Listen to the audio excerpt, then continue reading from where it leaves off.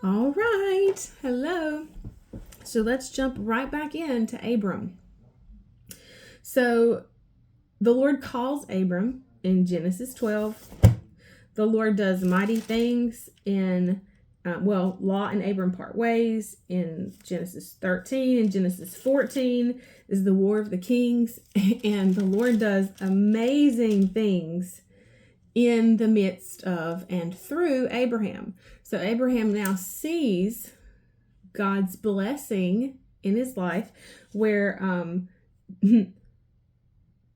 Abram took,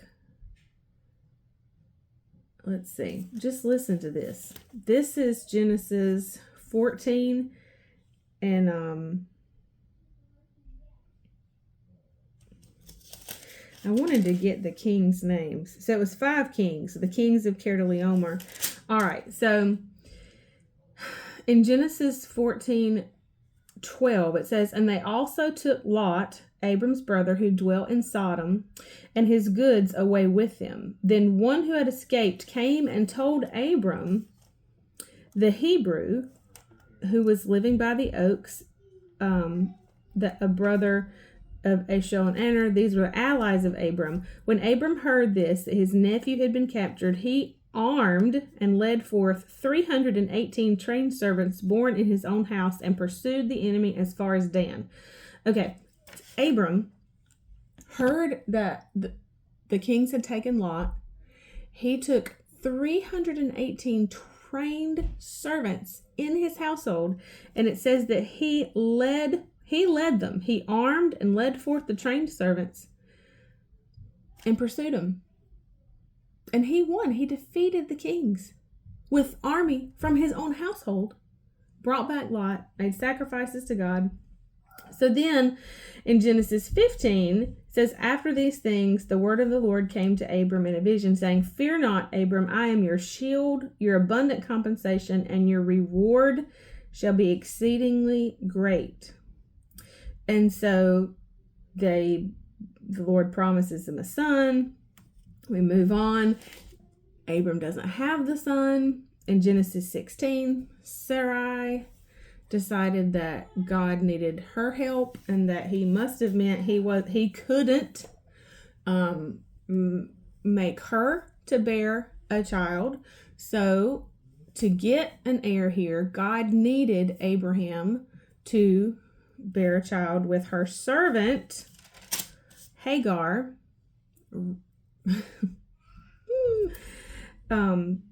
I mean, we don't do that, right?